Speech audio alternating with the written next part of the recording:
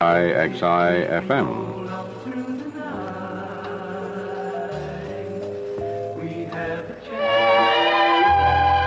It's more music from KIXI, dial 91 AM or 96 FM, Seattle.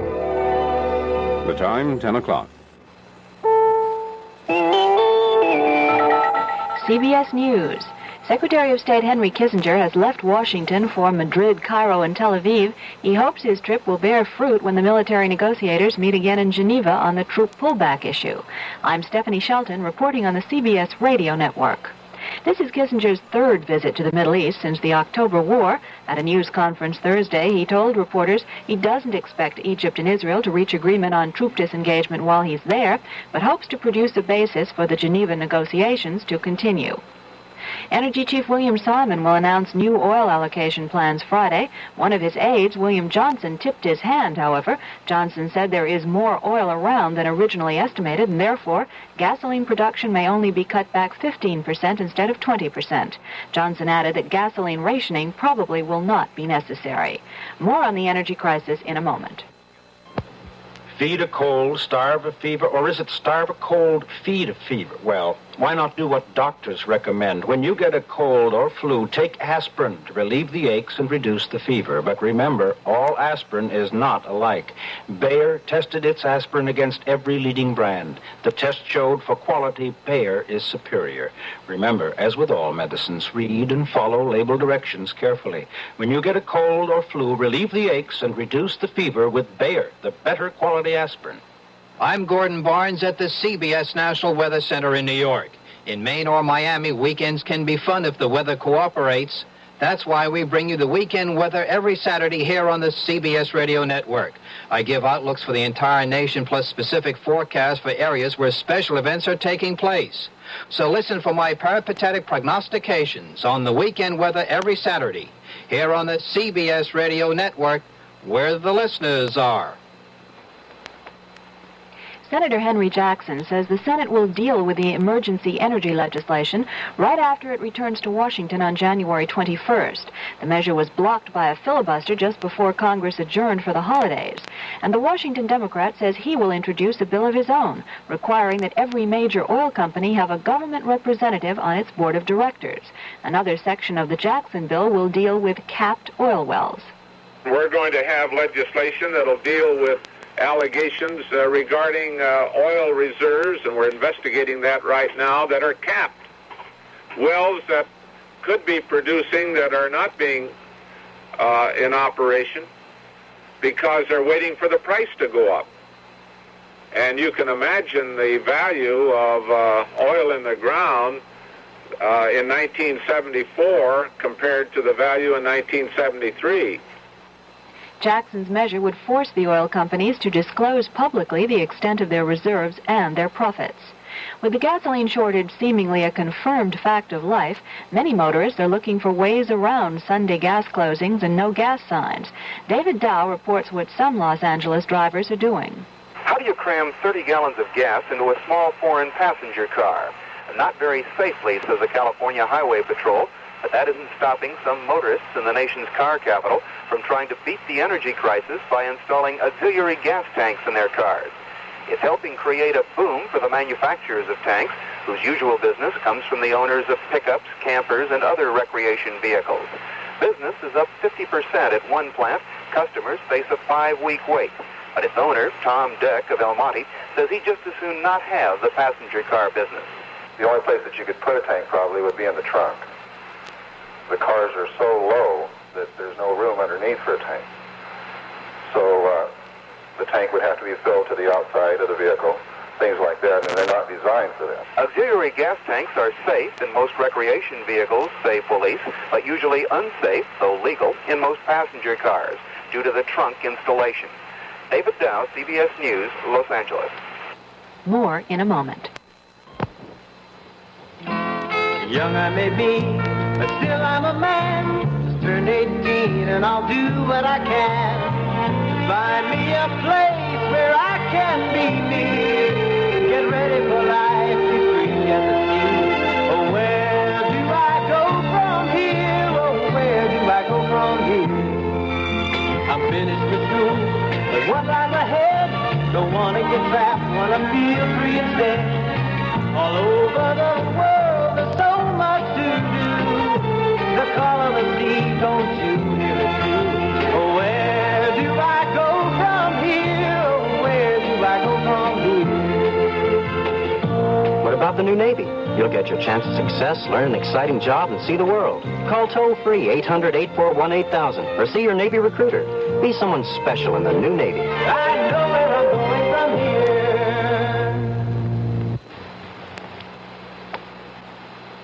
Got a cold?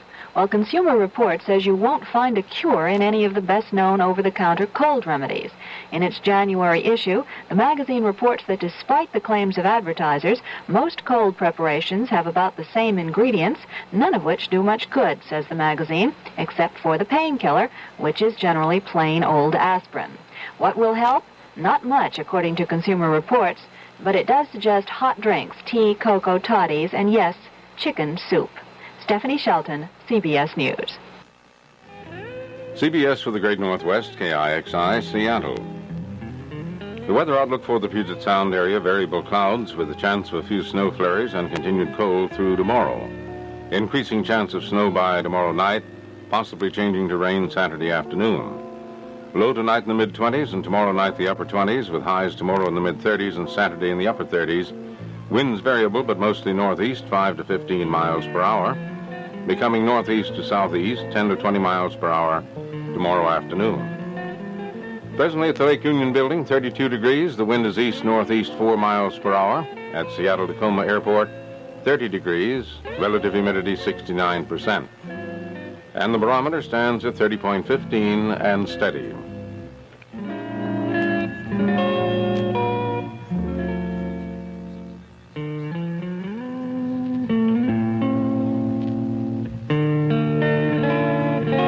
Seven minutes past 10.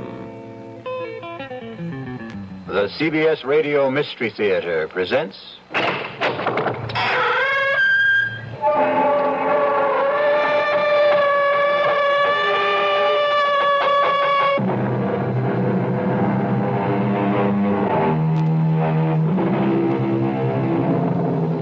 Come in. Welcome. I am E.G. Marshall. Welcome to the world of terrifying imagination. Our story deals with fate. Some call it luck. Whatever it is, it works in the strangest ways to reward us or defeat us. Fate walked into Charles Powell's life in the person of Clint Livitz. Now look, Clint, or whatever your name is, I don't like you, and I don't like your insinuations. Now, if you don't get out of my office and leave these premises immediately, I'll have you put out. You must be putting on an act, Mr. Charles Powell. Maybe this'll jolt your memory. 3541063. What? Yeah. I thought that would do it, Charlie. I thought that might help you remember.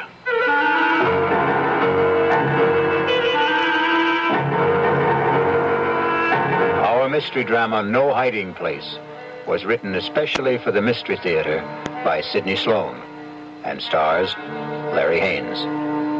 It is sponsored in part by the Kellogg Company, makers of Kellogg's Special K cereal. I'll be back shortly with Act One. And now another tale of the ball and chain. At Kellogg's Special K presents Overweight on an overnight train. Is the seat taken? Please, sit down. You have exceptional legs. But why is one of them attached to a ball and chain? This ball and chain? It's a symbol. Funny, I would have sworn it was a ball and chain. I mean symbolic. Because carrying around a few extra pounds can be just like lugging around this ball and chain. I see. May I suggest something? Try a bowl of Special K, skim milk, orange juice, and coffee. It's the Special K breakfast. Will it make me lose weight? No. You must also exercise and eat smart at every meal. I see. Do you know the Special K breakfast is less than 240 calories, 99% fat-free, and delicious? No, but if you hum a few bars... And that's another tale of the ball and chain.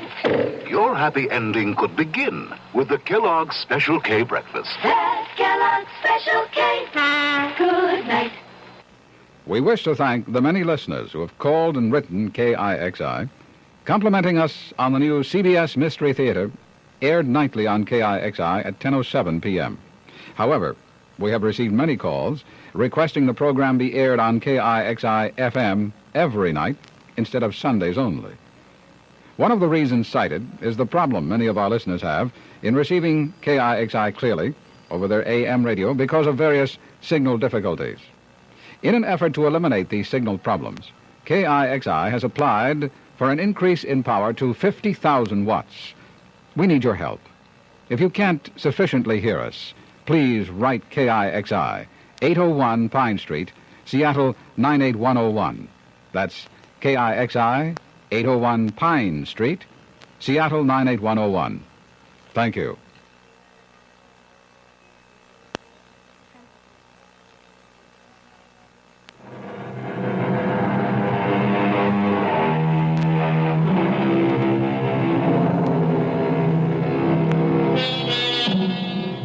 Everything looked right to Charles Powell that crisp September morning when he walked into his executive office at the J.P. McCready Company. And why shouldn't it? Charlie Powell was a big shot there. At 37, executive vice president of one of the largest manufacturers of heavy construction equipment in the country. And he had done it all in less than 12 years. It was a real-life Horatio Alger story, even to his being engaged to J.P. McCready's daughter, Allison. How could anything go wrong? But it did, the moment he walked into his private office. Yes, Elsie. There's someone to see you. Appointment? No, sir, but he says that you'll see him. Mr. Powell, maybe I'd better come in and explain. Yes, all right, come in. Sorry if I sounded strange, but really, Mr. Powell, that man is kind of frightening. Frightening? Well, he just sits there and grins at me. I told him you didn't see people without an appointment. He said, oh, he'll see me. Just tell him it's an old friend, Clint. Do you know anybody by that name? Clint? No, it doesn't ring a bell. All right, send him in. I'll get rid of him. Okay. Don't say I didn't warn you. Mr. Powell will see you. Nice of you to see me, Mr. Powell. Well, I try to see everybody, Mr. Just Clint. I don't think you ever knew me by anything but Clint. You must remember, Mr. Powell. Well, I'm sorry, but I don't... Come on, give it a try. Give it a good try. Now, look here, I'm busy, and I have neither the time nor the patience. You must be putting on an act, Mr. Charles Powell. Maybe this will jolt your memory. 3541063. What? Yeah. I thought that would do it, Charlie. I thought that might help you remember.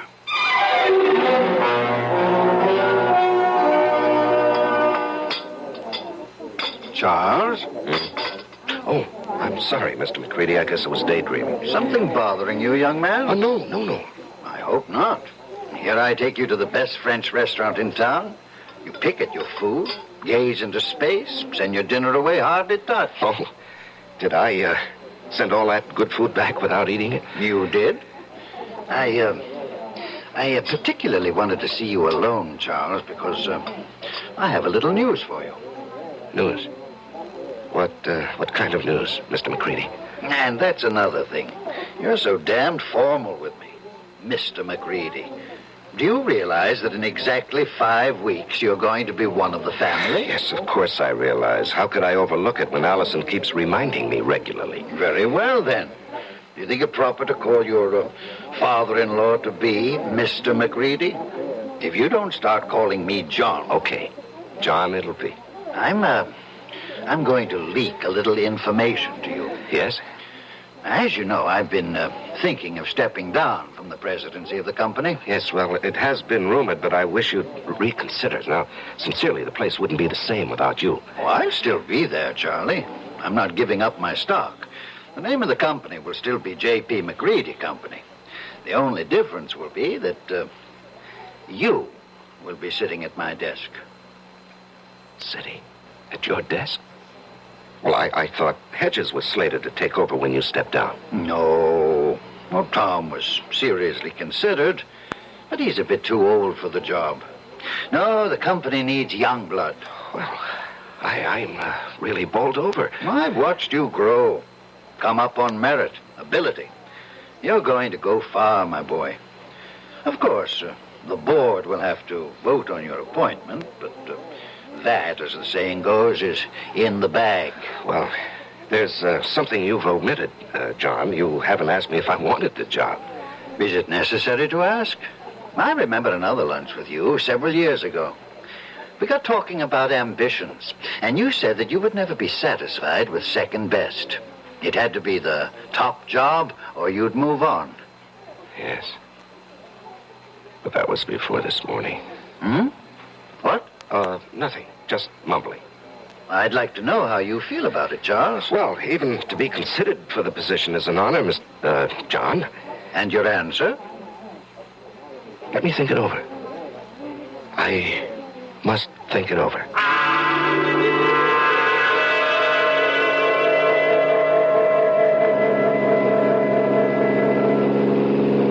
Trying to collect your life insurance, Charles? What? The way you're driving. Are you out to get me, yourself, or both of us? Oh, I'm sorry, dear. I guess I didn't realize how fast I was going. This car has more power than it needs. More than I need. I'm sorry. At least it gave us a topic for conversation. What did? You're driving. Darling, I'm the girl you asked to marry you. Something is troubling you, something big. Allison, did your father tell you what he's planning? Dad never tells me anything. I have an idea he thinks of me as a bird brain. He wants me to take over the presidency of the company. That's marvelous. Couldn't have made a better choice. Well, you're prejudiced. But it's a nice kind of prejudice. I don't think I'll accept. What? But, darling, it's right for you. You've worked toward that goal. You're the right man for the job. Am I? What is this? Lack of confidence, buck fever? You're being ridiculous, darling. No, I'm being practical and sensible. My being president of the McCready Company would bring nothing but trouble. What are you saying? I'm even considering resigning my present job. Why? Allison... Tell me. Whatever it is, I'll never stop loving you. I'll tell you.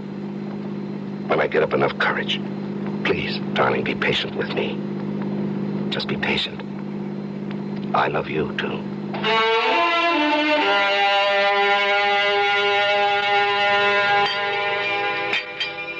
So you finally got here. Thought you were going to forget our appointment. You didn't really think that, Clint. Oh, I knew you'd come. You wouldn't dare not to come. Sit. You got it with you? Yes, I've got it. In small bills. 5s, 10s, as specified. Let's have it. Here. And a pretty manila envelope, too. Nice and neat. Thanks. Now, look, I don't know how much longer I can do this. You'll do it as long as I say. And if I run out of money? You'll just have to scrounge around and find more. Well, I'm thinking of quitting my job. You wouldn't want to do that, Charlie. Well, suppose it gets too much for me and I say, go ahead, spill what you know. No, you wouldn't do that. You're going to marry a very rich girl. A couple of extra yards ain't going to change your manner of living. Even a couple extra grand. How long are you going to suck my blood? I don't like the way you put that, Charlie. I'd rather you'd think of it like it was sort of sharing the wealth. You got the bread, I got nothing. This way, we both got something. I got a nice living, and you've got your freedom.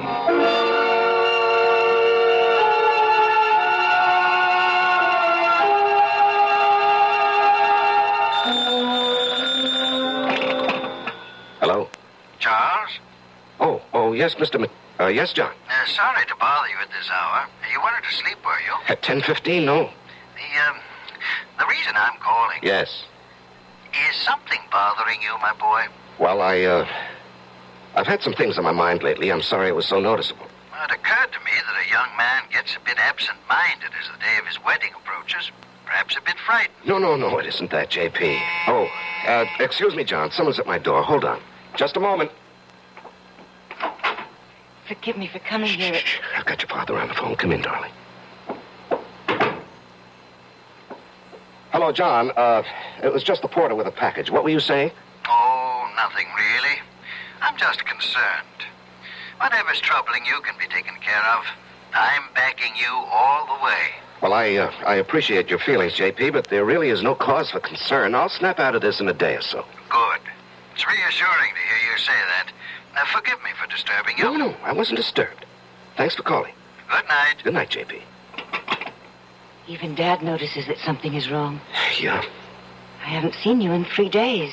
You trying to tell me something? All I want to tell you is that I love you very much. From a distance. I called you at your office twice this afternoon. Allison, I can't keep this from you. I thought I could, but every day, every hour, it grows bigger. Until now, it feels as though it's going to engulf me. And you, our life, everything that has meaning for me. Darling. No, hear me out. And then if you want to go out that door, quietly, I won't say anything more, and you can forget that you've ever known me. I loved you. Are you trying to say you don't want to marry me? That you stopped loving me? Darling, it's because I love you that I'm going to tell you. I considered keeping the whole matter from you, writing out the trouble and probably overcoming it. Darling, how little you know me. No matter what the trouble is, I want to be with you. If you want me. Allison, I'm a fraud. What? I'm not Charles Powell. It's a name I assumed to hide my real identity. Want me to go on? Yes, darling. Go on. At the age of 22, I was charged and convicted of murder and sent to San Quentin for life. I was innocent. Evidence, circumstantial evidence. Court-appointed attorney who didn't know what to do or didn't care. A weak effort to appeal, which was refused, and there I was, at 22, in prison for life. Chance of a parole only after serving 20 years. I'd be old, all my young life confined in prison. So, when I had a chance to get out... You escaped. And ran for 2 years.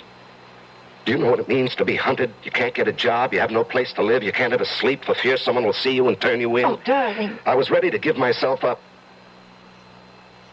when I suddenly discovered that it wasn't necessary to run any longer. I picked up a 2-week-old newspaper and read a report of my death. What? Yes, a man had been burned to death in a flophouse fire. The only thing he had on him was something that I had kept, my only possession. A locket belonging to my mother. It had a picture of her taken when she married my father. And it had been stolen from me as I lay asleep in a freight car. I guess the thief thought it was gold. It was just cheap gold plate. And the man was identified as you? My mother and father's names were inscribed on the back. The man was so badly burned that the locket was the only thing that could possibly identify him. And after 2 years of hunting, the authorities were glad to close the file. On Robert Hagen. Robert Hagen? Sounds so strange. The name doesn't fit you. Oh, it sounds strange to me, too, now. Darling, I'm innocent. I never did it. It was all a mistake. I don't doubt that for an instant, dearest. I only wish you'd never told me. I had to tell you. You see, someone knows who I am. He's blackmailing me.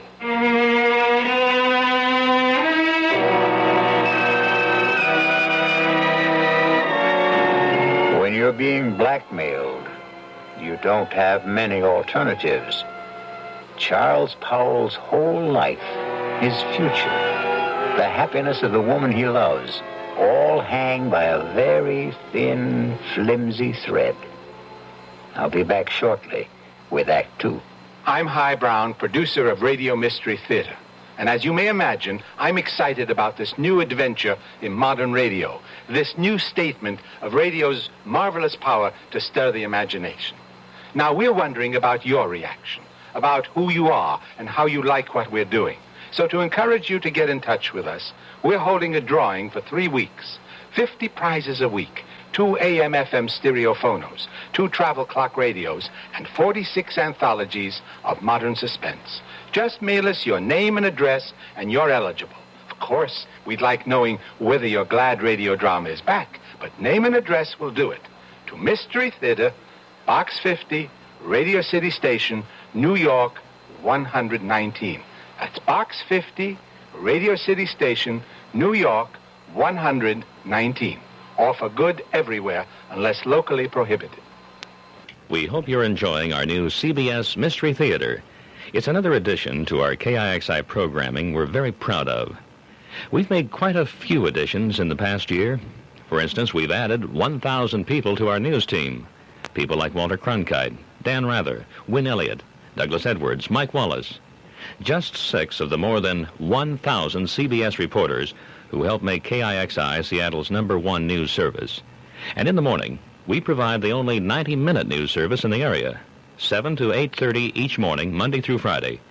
The complete CBS news team, plus Seattle's best local coverage and up-to-the-second traffic reports. This is Dean Smith. Join me and Bob Little, Ken Stewart, Clarence McDaniels, Norm Bobrow, Gary Jeanette, plus Chet Huntley, Charles Osgood, and the CBS News team for Seattle's best news coverage. 90 minutes of news each day, Monday through Friday, 7 to 8:30 a.m. here on KIXI 91 AM, 96 FM, where the listeners are.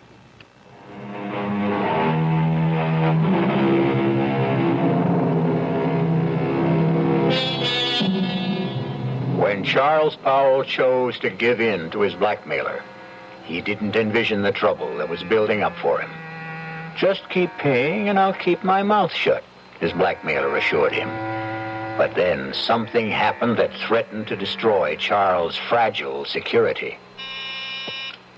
Yes, Elsie? Mr. Hamill is here to see you. George Hamill? Well, we're not playing tennis until tomorrow. I know that, Charlie. I've got something else to talk about. Business. Business? Yours or mine? Mine, but it concerns you. Okay, come in, George. Sorry to barge in on you.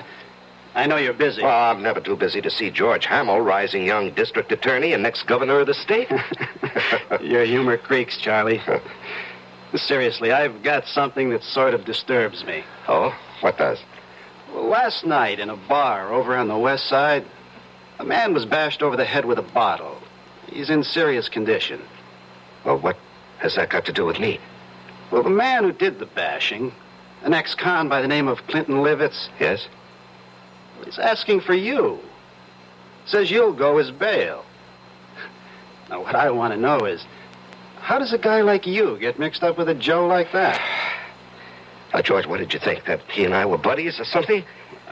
I didn't know what to think. Well, I do know the man. He applied for a job with the company a week or so ago. The foreman who interviewed him discovered he was an ex-con, and he refused to hire him. It was brought to my attention when one of the societies that helps ex-cons called me.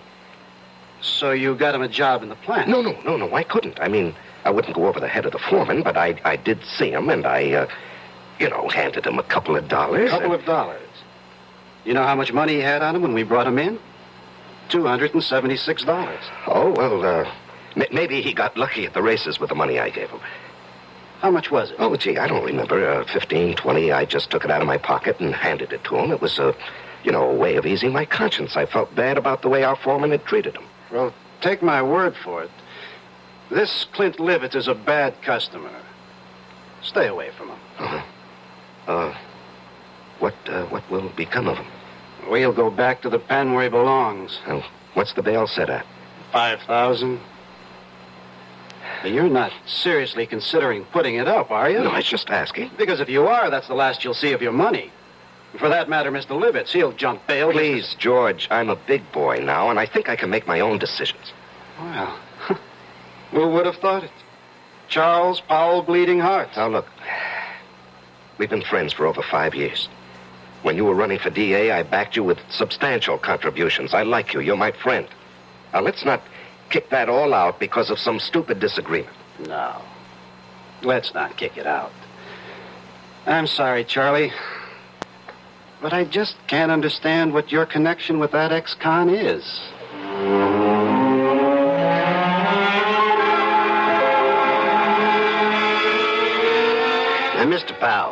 I hope you'll understand. I accept Clinton Livet's case with strong reservations. Yes, I understand, Mr. As an Hargrave. attorney, well, how shall I put it? You don't like your client. Exactly. However, I shall do my best to get him off, or at least get him a light sentence. I'm extremely pessimistic about Mr. Livet's even showing up for trial. Yes. George Hamill also said he expected that Livet's would jump his bail. And you would forfeit $5,000. Yes, I know. And that doesn't disturb you? No, I don't believe he'll run. I see. You want to speak with him? He's been released. He's waiting in the other office. Not particularly. He says he wants to see you. Oh. Well, in that case, yes, I'll see him. Send Mr. Livet's in. I'll leave you alone. If you need me, I'll be in the other office. Now, come in, Mr. Livet's. Mr. Powell will speak to you. Thanks. I'll be back when you call. Just flip the switch on the intercom. Yes, I will. You sure know how to complicate things, Clint. Story of my life. Do you realize you could go up for 1 to 5 years for what you've done? No, it couldn't happen. What do you mean it couldn't happen? Because you wouldn't let it happen, Charlie. Look, even with the best lawyer defending you, he can't guarantee he'll win the case. You won't let me go to prison, Charlie. I'm doing my best for you, but... No buts. I'm not going back to the pen. Okay, you're not going back. Now just suppose, during the trial, if things look bad, we get you out of town and let you run for it, forfeit your bail. Oh, you'd like that, wouldn't you? I'd be out of your hair, and all it would cost you would be the 5 G's for the bail. No. I'd give you a substantial sum. Oh, Mr. Powell. No sale. I'm too old to run. Well, suppose I got you out of the country. With a good hunk of bread stashed away for me? Swiss bank account. I don't know. Why don't we play it by ear?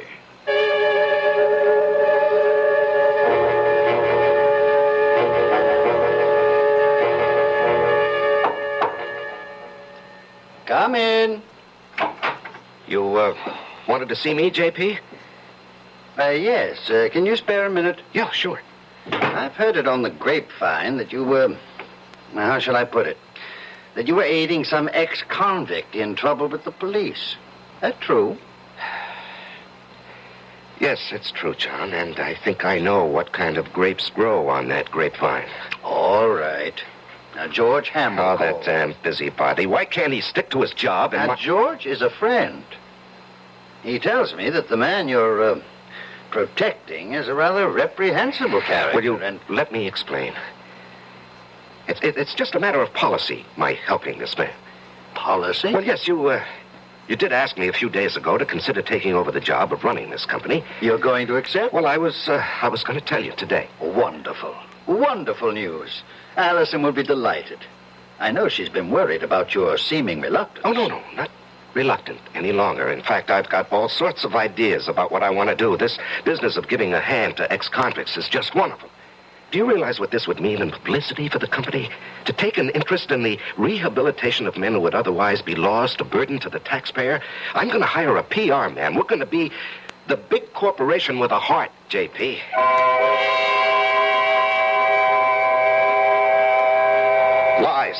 Lies, and more lies. How can I keep all these phony stories straight, Allison? It's like a long, dark tunnel with no ending. It will end, and it will all turn out all right. Don't lose your courage. No, I love you and need to. We'll worry this out together. You know what I've considered? What? Going to the authorities and saying, look, I'm Robert Hagen, the man you think died 13 years ago. No, darling, they'd throw you back into prison. Well, I'd hire the best lawyers. No, Charles, don't. Please don't take such a chance. What would I do without you? Darling, I don't know how much longer I can stand this pressure. I've got to do something to free myself. Why not give him a lot of money and ask him to go away? Promise to stay away forever. In Hargrave's office, I suggested that he jump bail and get out of the country. What did he say? Well, when I mentioned a big sum, I didn't exactly say how much. A Swiss bank account. He was interested. Did he say he would accept? Well, we were interrupted, and he didn't say definitely. Offer him anything. Just get him to go. Well, how would I get a large sum of money together? I have some small investments, a fair bank account, but what he might want would be beyond me. You forget you're marrying a very rich girl. Oh, no, I wouldn't think of that. Don't give me that male ego business. I've got money. That was nice enough to give me a big hunk when I was 21. Now, look, Allison. With all my earthly goods, I thee endow. We're not married yet. You're not going to back out now, not after I've endowed you with all my earthly... Or is it worldly goods? You know, you are the nuttiest woman I've ever known. See, I've got you laughing. Darling, all our troubles are going to evaporate, vanish. No. It won't work, Allison. It'll never work. But you said... No. Clint Livitz will never stick to any bargain. He'll want more, and he'll want more. He'll never be satisfied. If we got him out of the country. What's to keep him from coming back when he's broke, or even threatening us from abroad? I gave him $1,000 in cash only a few days ago. When he was picked up in the bar, he had only about $270-some left. In a matter of 2 days, he'd squandered over $700. But if he were made to understand that the sum agreed on was all he was going to get... Can't I make you understand? We're not dealing with a rational, honest man. He'll agree to anything. And then when his money runs out or he decides he wants more, he'll be right back. What can you do? There are only 2 things one can do about a blackmailer. Keep on paying and paying forever. And the other? And the other? Kill him.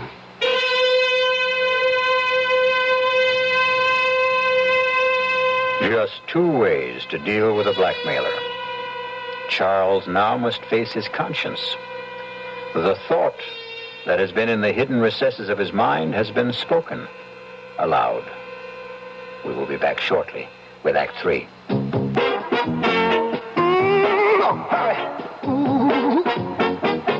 When you say bud, you said a lot of things nobody else can say, yeah. When you say bud, you've gone as far as you can go to get the very best. Why do some people think bud is sort of special? Well, go ahead and find out why for yourself.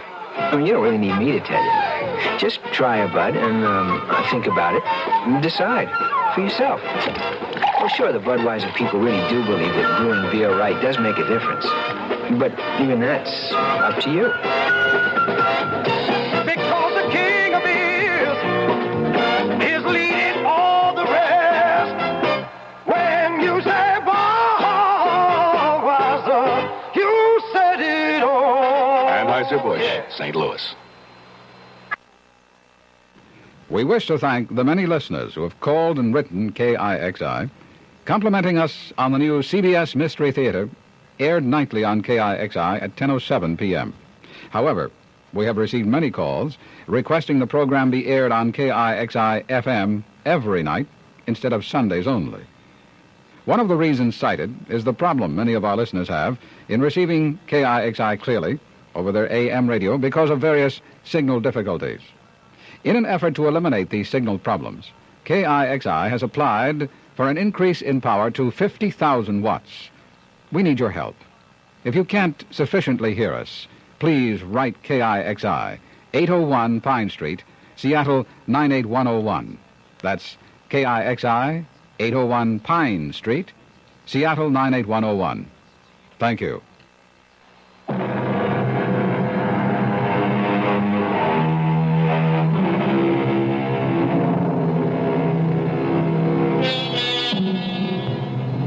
Charles Powell's life has reached a climax. He must make a decision to rid himself forever of his blackmailer. And perhaps that very decision will destroy his life and the life of the woman he loves. The alternative is to keep paying and paying, never feeling safe.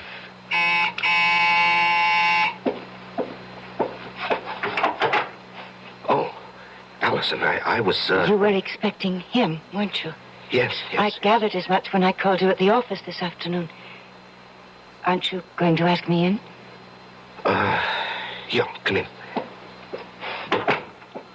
You were so evasive. Well, he, wanted to see me this evening. He, wants more money.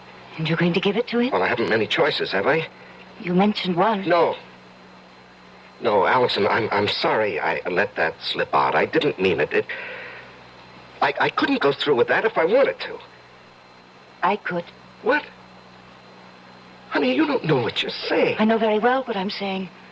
How long do you think you can keep this business hidden? Well, I don't know. Maybe forever. Look, he's not a young man. All those years in prison, the kind of life he's led. How many years do you think he has left? He could die tomorrow. He could do something tomorrow that would expose the whole game, and then where would we be? No, Charles, I love you. I want us to marry and live a good, peaceful life. How can we with all that hanging over us? Oh, Allison, darling, you don't really know what you're suggesting. Look, maybe if we could get him to leave the country. You said there were only 2 ways to deal with a blackmailer. To keep paying? No, to murder him is unthinkable. George Hamill asked me to stop by at his office this afternoon. Why? He's not stupid. The story you gave my father about helping ex-convicts as a public relations stunt didn't wash with him. He wanted to know what I know. Well, he was just fishing. The best way would be to make it look like an accident. Allison, we Hear me out. A car accident. How? If I cracked up with Clint in the car, I might be the one who gets it. And what guarantee do we have that he would die? No, you can't be in the same car. If he were in another car and you were following him, and if you raced ahead of him and cut him off and forced him to crash off the road. Oh, if. It's too iffy. It's so impossible. It's so dreamlike. It was a dream. Last night I dreamt you were in a car with me. We saw Clint up ahead of us. I said, there's Clint ahead of us. Cut him off and make him crash. Faster. We've nearly caught him. Now we're alongside him. Force him over. Cut in front of him. Then I woke up. I was calling out. I was afraid someone had hurt me. Oh, my darling. It was all so real. Oh, that's Clint now. Honey, you go out the back door. I'll phone you later. I'm going to stay and meet him. No. I'm staying. I've got something to say to him. He won't like your being here. Well, it sure took long enough. What's the idea, Powell? This is my fiancée, Allison McCready. What's she doing here? Will you come in and stop being childish? I ain't saying a thing. You got nothing on me. And remember, Mr. Powell, you got a lot more to lose than I have. You're not going to lose anything, Mr. Livitz. You're going to gain by my being here. Yeah? Mr. Powell has told me his story, and I agree that it must not get out. Go on. I've a lot more money than... Let me put it this way. Charles and I are going to be married. We want you to leave the country. I bet you do. Now, look, Clint, you'll do better by accepting our proposition. We intend to hand you $50,000.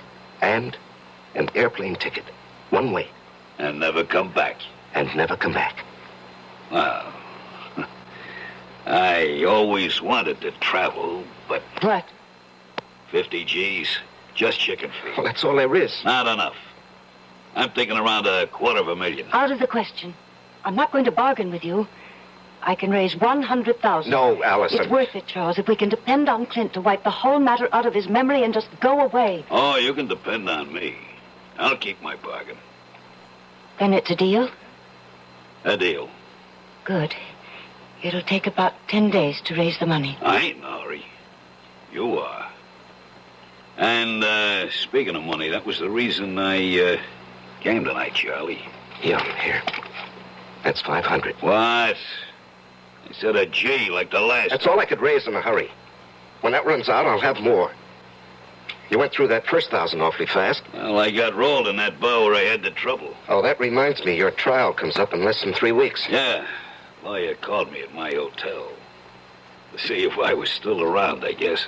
Our plan is for you to jump your bail. I'll forfeit the $5,000 I put up for it. And get you out of the country. With a keister full of green.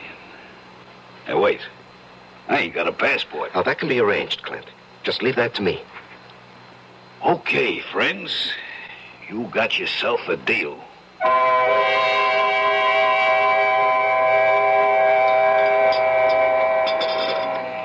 Say, Charlie. You're going to put this meal on your expense account, I hope. Too rich for your blood, George? Too rich for my pocketbook. That's JP's favorite French restaurant. Oh, yeah. Nice to have wealthy, high-paid executives for friends. I'm a simple man. I like simple things. And I like simple answers. Meaning? How long are you going to cling to that cockamamie story about your helping ex-cons rehabilitate themselves? Well, it's the McCoy, George. That guy got something on you, Charles? Pardon, monsieur, the telephone for you. Oh, yes, thank you. Where is it? It is here, monsieur. I will plug it in for you. Thank you. Just like the movies. Yeah. Hello? Charles? Oh, yes, Allison. I know George Hamill's with you, else he told me you were lunching with him. Listen to what I'm going to say, but don't let on to George. Yes, dear. Allison says hello, and to remind you that in 2.5 weeks, she wants to see you at the church promptly at 11. I'll try to remember. Okay. He's all set, darling. Now, what's so important? It's got to be tonight. I'll have the house all to myself. Why is the color scheme so important? The housekeeper and her husband are going into town to see their 15-year-old son in the high school play. Well, I don't see that that's such a problem. Choose whatever color will make the bridesmaids happy. Rent a car and let Clint take it to drive out and be here promptly at 9. Do not come together. You come out in your own car, but first report it broken down. Have it picked up tomorrow morning. You'll bring it back after it's all over. Understand? We did not see each other. You couldn't get here because your car was out of order. Oh, yes, I follow, dear. I follow. I'm not sure I agree. I have a .22 target pistol. I know how to use it. Yes, I know you have to ask him to come, dear, but then what do we do with the unwelcome guest? There's a spot about 100 yards behind the house. We get him out there in a wheelbarrow. There's a hole, an old cesspool. We drop him in, quicklime. Gardner's got several bags. But, suppose the gardener wants to supply some flowers for it. He's been gone over a year, fired. We didn't hire one after that. As soon as it's all over, we'll take the rental car and dump it over the edge of the road near town. You know that bad place where there's no shoulder on the road and only a flimsy guardrail? Mm-hmm. Yes, I know. We dump the car there. Let it smash up. If it catches fire, so much the better. Then you take me back to the house and rush back to the city. Report the rental car stolen. You've been in your apartment all evening. Understand? Yes, the color scheme suits me fine, dear. You sure have it all planned. No baubles, no slip-ups. All planned. Yes, I'll be in my office till late tonight, 9 at least, if you want to reach me. Good. That was for George's ears, wasn't it? Yes, that's correct, Allison. Now look, I have a report to get out. If you've completed your instructions, I'll get back to my lunch with George. Goodbye, dear. Wow. That's only the beginning, Charlie. Wait till she gets you signed on the dotted line.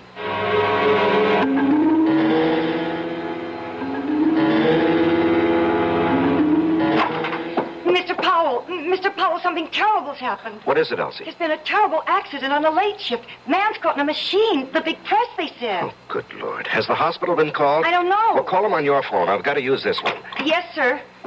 I'll call. And then call down to the plant. Tell them I'm coming down. If it's what I think it is, the machine will have to be partially dismantled. Yes, sir.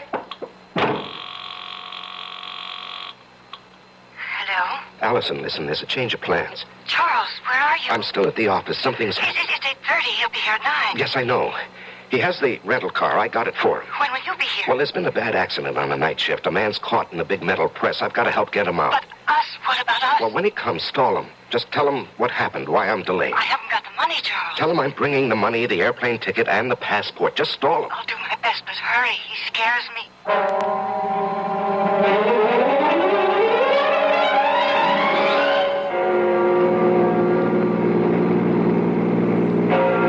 10 o'clock. An hour late. I hope he's still there. The lights are on here. I'm not too late. He's still here. He's still here. Allison! Allison! Open up! Clint! Clint, don't leave! Clint, wait! Will you wait? I'm here! Clint! Clint! I gotta stop him. I gotta catch him.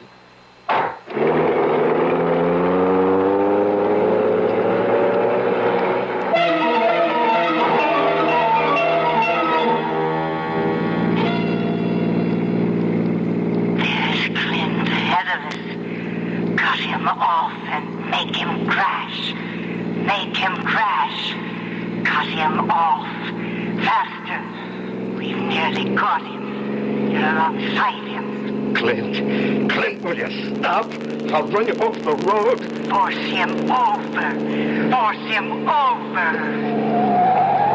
You've got him off. You've done it. Crashed and burning. Let him burn.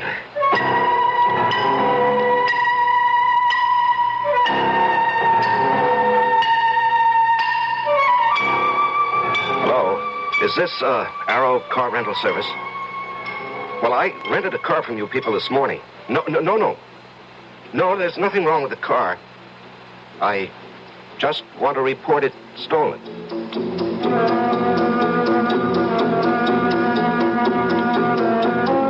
The City Foreign Car Service? Look, I asked for my car to be picked up in my driveway. It's still here, and I called, or rather, my secretary called at 10 this morning. My name is Charles Powell.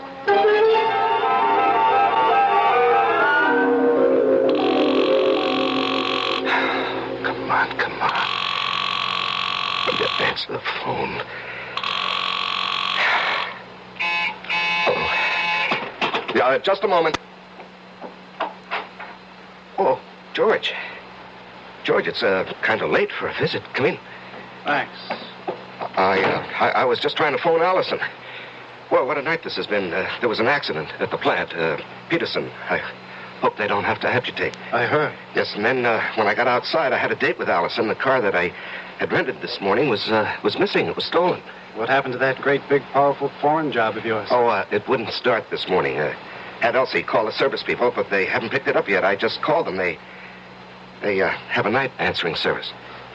You've had a busy evening. Yeah, very. Well, I think I can clear up one of your puzzles, Charlie. Your rental car was found with a thief in it. You, caught him? Dead. Burned to a cinder. Oh. Must have been going at a terrific speed. Tire marks on the road as he went off. Cracked up and burned. Yeah. Some kid? No. This may surprise you. It's your protege, Clint Livitz. We found enough of him to identify him. And a slightly burnt, but still usable bankroll of sizable proportions.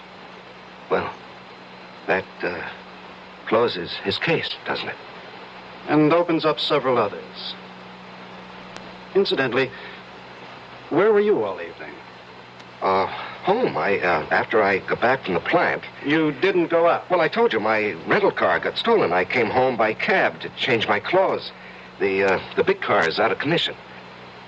I won't play games with you, Charlie. I checked it in the driveway just before I came up. The engine is still quite warm. You want to explain that? No, I don't want to explain. Charlie, I'm arresting you for murder. I must warn you that what... George, what are you talking about? Are you accusing me of Clint Livitt's death? No, that was obviously an accident. I'm holding you for the murder of Allison McCready, the girl you were going to marry.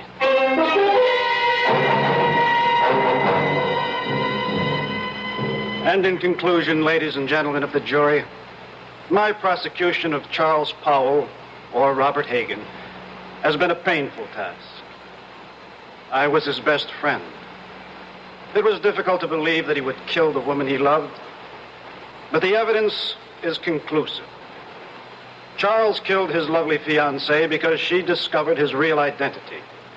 An escaped convict, a killer sentenced to life for another murder. The testimony of the housekeeper, Mrs. Francis, cannot be doubted. She did not leave the house as he thought. She saw him run from the house, jump into his car, and race away. And then she discovered the body of Allison McCready shot through the head.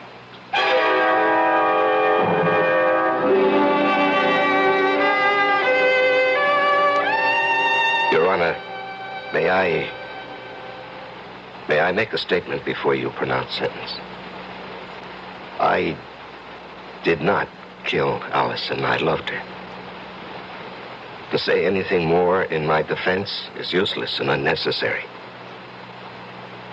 Allison is dead. All I ask is that I be given the chance to follow her. Swiftly. And efficiently.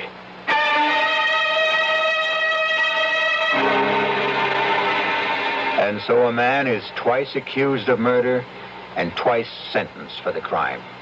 A weary man who asks only to be allowed to follow the woman he loved.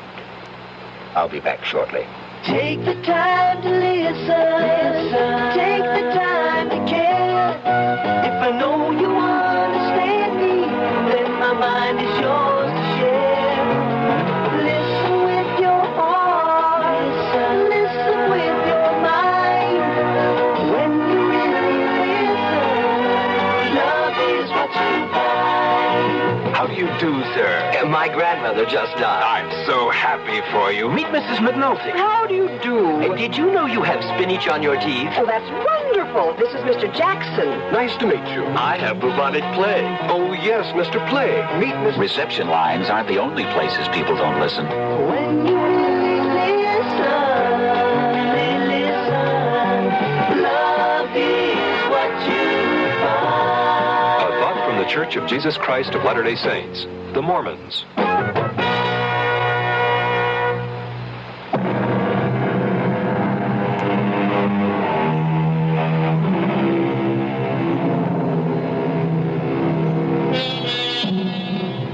And there we have it. Charles Powell's joust with fate. What difference did it make that he knew that Clint had murdered Allison? They didn't believe him. And he was too weary to try to make them believe.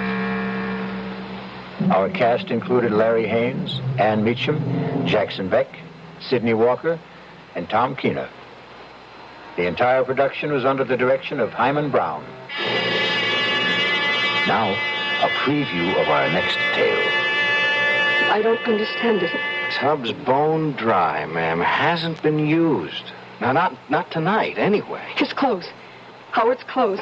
He'd empty his suitcases and put his clothes in the closet. His suitcases, too. Just ladies' clothes. Yours, ma'am? Yes. Hey, look, this dream you had. It was no dream. Okay, so maybe you imagined... I didn't imagine anything. Do you imagine a husband? You imagine a month-long honeymoon? You imagine a man in a chair with a knife in his chest? Radio Mystery Theater was sponsored in part by Anheuser-Busch Incorporated, brewers of Budweiser. This is E.G. Marshall inviting you to return to our Mystery Theater for another adventure in the macabre. Until next time, pleasant dreams.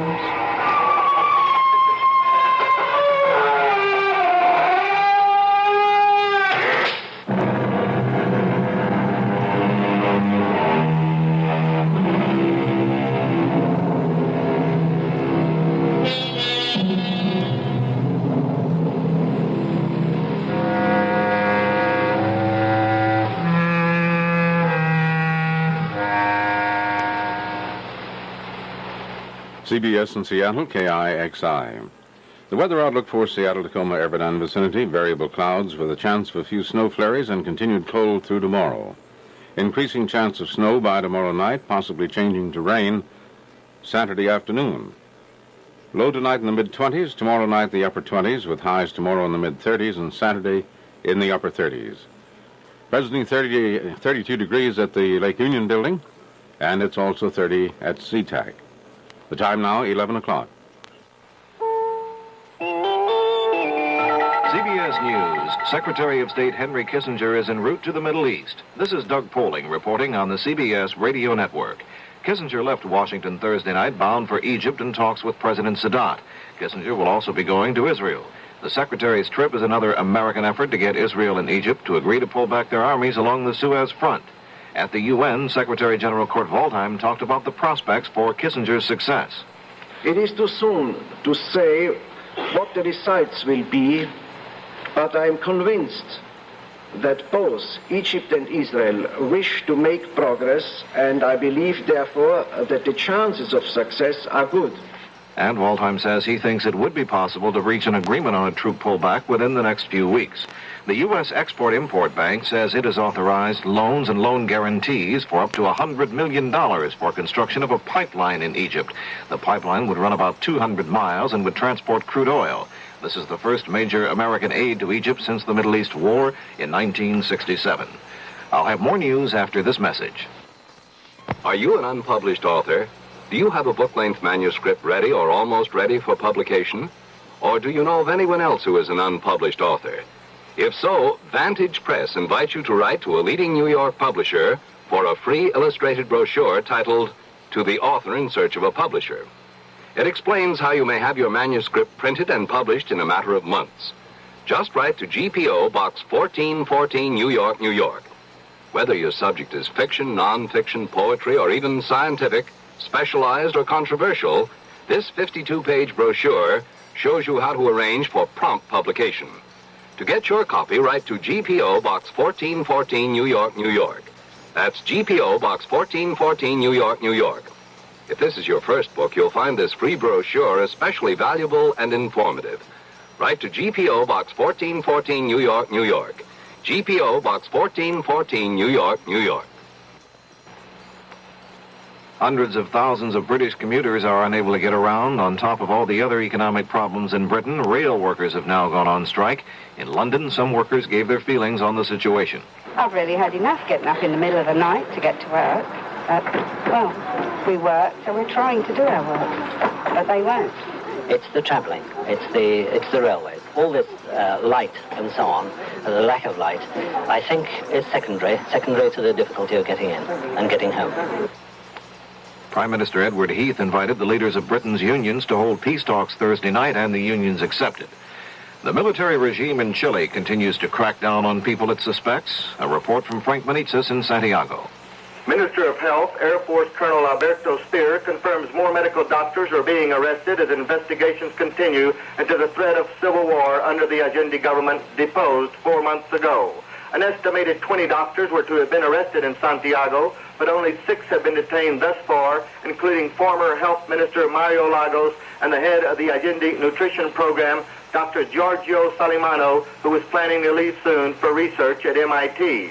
Colonel Speer admitted that what he called Marxist infiltration into the Air Force for the purpose of disrupting the armed forces has led to the arrest of 60 to 70 officers. They are awaiting trial by secret military court. Colonel Speer said the military junta will finish its task to cleanse Chile of corrupt politics, even though the cost has been high, 2,500 lives. Frank Manitzis for CBS News, Santiago, Chile. Federal Energy Chief William Simon has ordered a thorough financial and inventory audit of the nation's oil refiners. Simon acknowledged there is growing public suspicion of the oil industry. Simon says his people are already at work checking price, profit, and supply records of the oil companies. The American Cancer Society says there have been significant gains in its 10-year campaign against lung cancer and other diseases the society says are related to cigarette smoking. But the society also says there have been some setbacks, including a small but noticeable increase in the per capita consumption of cigarettes. Now this. Give your hand to a friend. Give your heart to your love. Give your cold to contact. The sooner the better. Hey, I'm back. How's that cold? Rotten. Get the contact? I got everything. Contact, cold tablets, and this liquid. Oh, no. Honey, it's all cold medicine. Well, sure, but it only takes one contact for up to 12 hours continuous relief from sneezing, drips, congestion. For that, I'd need 6 of your cold tablets. 2 every 4 hours. Or 3 ounces of nighttime liquid. 1 every 4 hours. Or just 1 contact. The tiny Tide pills do it. Well, it's all cold medicine. Those others contain antipyretic analgesics. The liquid, antitussive, and alcohol. They're not in contact. 6 or 3 or 1. I choose the 1 contact. Me too. And I'm the one with the cold. Give your cold contact. The sooner the better. 6 or 3 or 1. When you catch a cold, take contact. Only as directed. President Nixon spent Thursday relaxing in sunny Palm Desert, California. The president and his family were visiting the home of Walter Annenberg, the U.S. ambassador to Britain. The president and his close friend, Charles B.B. Rebozo, played 9 holes of golf on Annenberg's private course. Mr. Nixon's daughter, Tricia, drove her father and Rebozo around the course in a golf cart. This is Doug Poling, CBS News. CBS in Seattle, KIXI.